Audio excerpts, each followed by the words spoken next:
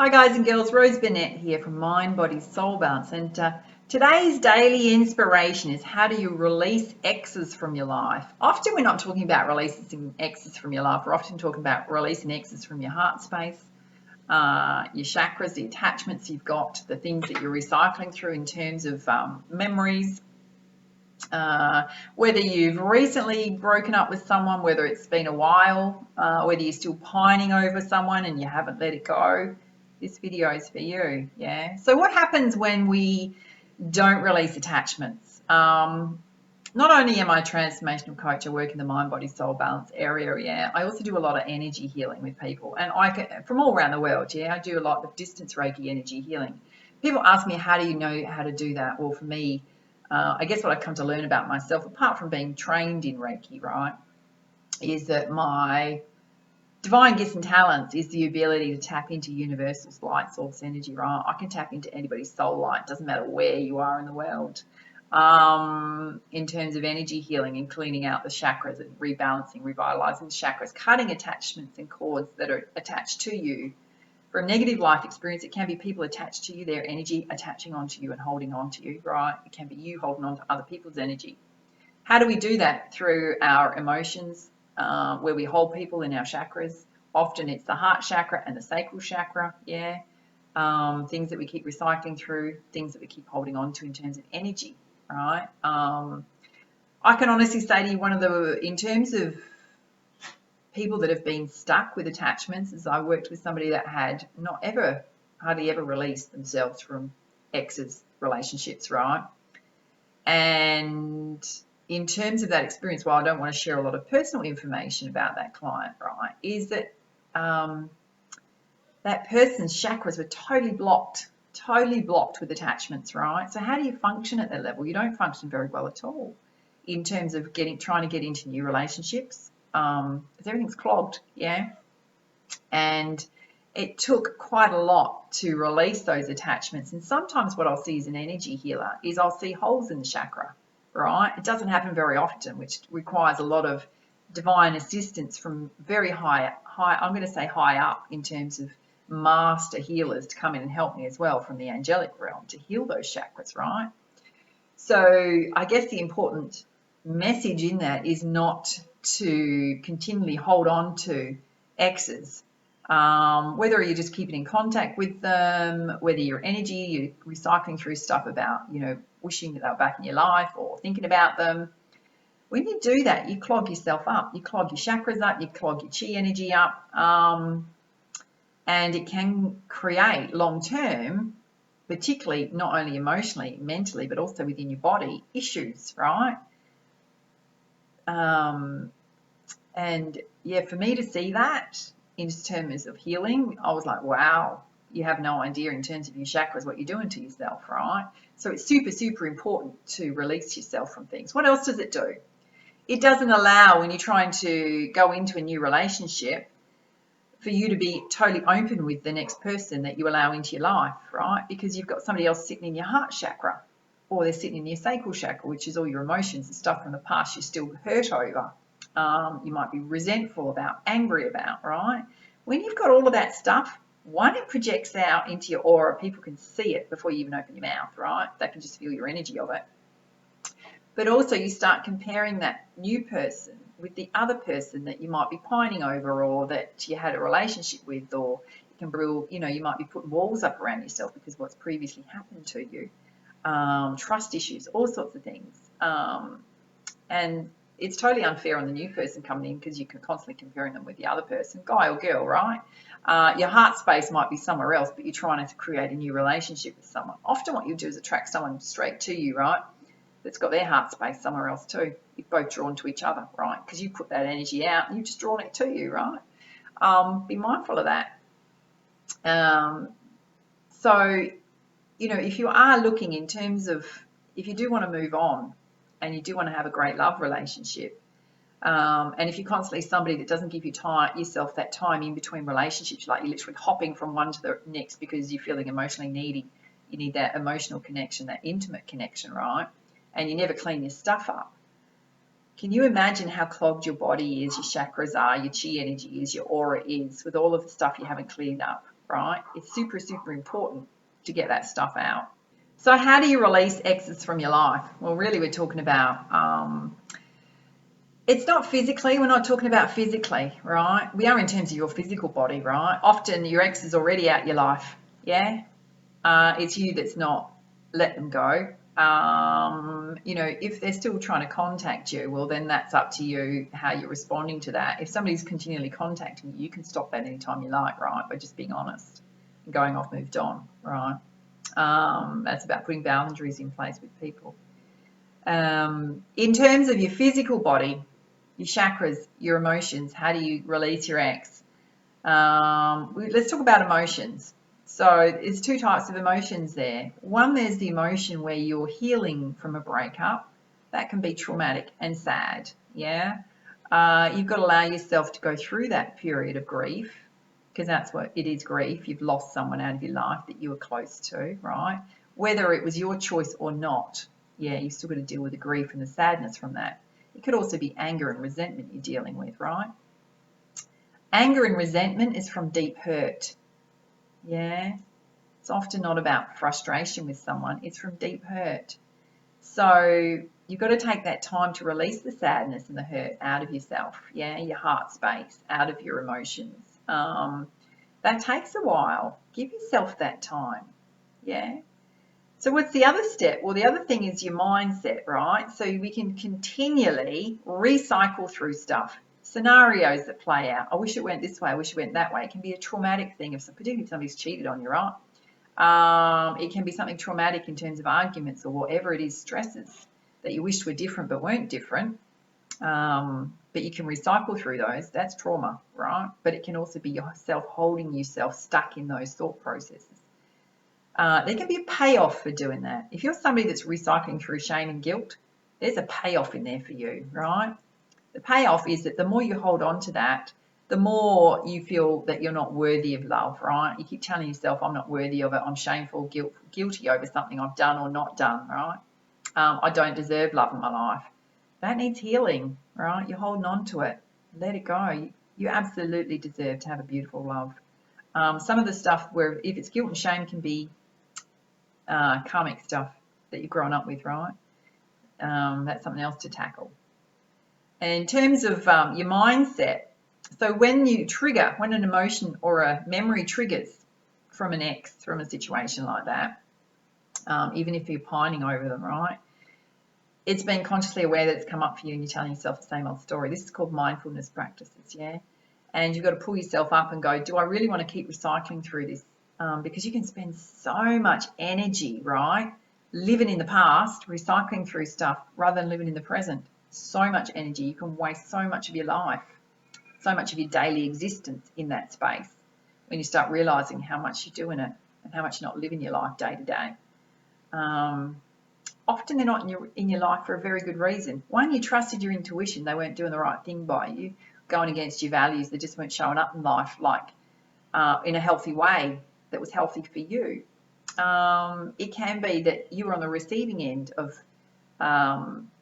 not being in that relationship, yeah. So it was taken away from you, not by your own choice. They weren't your person. They didn't love you enough, right? They weren't your person. Your person's out there. You've got to find them yet, right? Be mindful of that. You deserve better, yeah. If they're not in your life, wish them well. Wish them well. Go off you go, yeah. All right, you've made your choice. There's something better for me. There absolutely is something better for you, right? You've also got to be mindful of recycling. So sometimes you can feel, in terms of grief, we can go through all sorts of processes and stages in that grief, right? And it goes everything from, you can swing from anger to resentment to frustration to sadness. And then sometimes you'll be okay. And then you might start again around that wheel, yeah. And it's about, in those moments, knowing when you need to take some time out to have a cry, get your frustration out, balance your energies, balance your emotions, come back into center, yeah. If you're going through a breakup, you're going to need to do that a lot until you come back to a stable place where you feel joyful and happy again. One of the ways that you can do that instantly is to bring more joy and adventure into your life, yeah. Experiences that light your soul up. Creative stuff's amazing. Music's amazing. Getting out in nature's amazing. Talking to your friends, connecting with your friendships, knowing that you've got that support circle around you. And then how do you energetically cut exits from your life? Well, apart from stop recycling through the past, things you're saying to yourself. If somebody's not in your life and you're pining over them for months and months and months, years, right? They're gone. They're doing their own thing, right? If it's a twin flame or a soulmate, there can be an energetic connection for a long time. It's an intense relationship. It doesn't mean they're coming back to you. They might at some point, right? If you both cleaned your stuff up. But often, not in that moment. You've got to get on with your life and decide what it is you want, right? And often, and if you think about it, have you ever reconciled with someone and it's stuck? Rarely, right? Rarely in your life when you've broken up with someone, you come back together, do you stick? Think about that. Think about that, yeah? There's a very good reason why you broke up in the first place. Energetically, so you don't need to, I mean, if you've already split up, you split up, right? You've already said your words to each other. You still have to cut the cords energetically. In terms of energy healing, I've seen exes being stuck to other people, right? Usually at the ego, it's usually horrid stuff they've said to that person, to you, yeah. It's their way of deflecting whatever they've done just to be horrid, yeah, often. It's how they're showing up in the world. That can sit in your psyche, in your ego, affects your self-esteem, what you're saying to yourself, particularly if you're feeling unworthy of a love relationship. It can get stuck to your back of your lower chakras. I've seen attachments to that, right? We have to cut them, yeah. Often with angelic support, we get the whole line up, yeah. Go, yeah, no, you're going to pack that up. We cut it, yeah. You can energetically do it yourself, and you might need to do it quite a few times. And it not only speaks, it can be in terms of, you can do this with any negative life experiences. You can do this with people that have been toxic in your life. It doesn't mean you're cutting them out of your world completely. Some of them you'll need to, yeah. It's just the energetic ties that you're cutting. So you picture that person and you picture yourself, right? And in Reiki, what we do is we cross our body. So we're cutting those cords, yeah? Front, back, sides if you need to. And you might need to do that quite a few times until you energetically cut the cords and the negativity away from yourself, yeah? You wish that person well. And often that can take a little time. Forgiveness. Forgiveness is about not what they've done, right? It's about releasing yourself from their energy, wishing them well. There will be a place where you come to, if you've done enough healing work, doesn't matter how deeply someone's hurt you, right, where you can wish them well because you don't want them in your life, right? On your bike, but yeah, wish you well. Hope everything works out for you. You're on your beautiful journey of transformation, healing, and love, yeah? So that's how you can energetically cut it. How else do you release those cords and attachments? A lot of it has to do with you releasing the energy and the emotions that you're recycling through, the small talk that you're giving yourself, yeah? Memories that you're bringing up, the ways that you're looking at a relationship and pining for it. You can stop that instantly, right? Anytime you choose. Often you can get a couple of payoffs from that. One, you can hold yourself stuck and you can prevent yourself from letting true love into your life, a real person into your life that's available in the here and now. It also means that you don't have to put yourself back out into the love scene, right? Into the dating scene. Safety and security in that. You never have to step out of your comfort zone. And then you'll sit there and you'll go, I really want a love relationship. I haven't had one in years. Hello. We've been pining over an ex for the last 5 years and you've never put yourself back out into the dating scene, allowed anybody else back into your life. Pay off in that, right? You don't have to open your heart up again. Yeah? That needs healing. Recognise it if that's you. I'm not trying to be harsh. I'm just trying to be real with you. Yeah. Because I'd be no use to you, right, if I wasn't real with you and authentic and truthful and pull you up on it. Yeah. So releasing exes, one of the great ways if you're in a really bad place, particularly if it's just recent, you're really hurting, is to get yourself, I've got several here, right?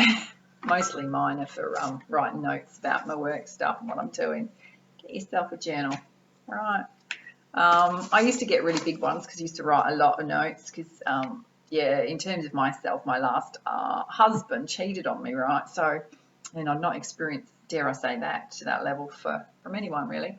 And I was deeply hurt, but I was also really, really angry. And for me, I'm a Pisces, and we rarely get angry, right? Unless you've done, and we take a lot to boil and then reach our angry point, right?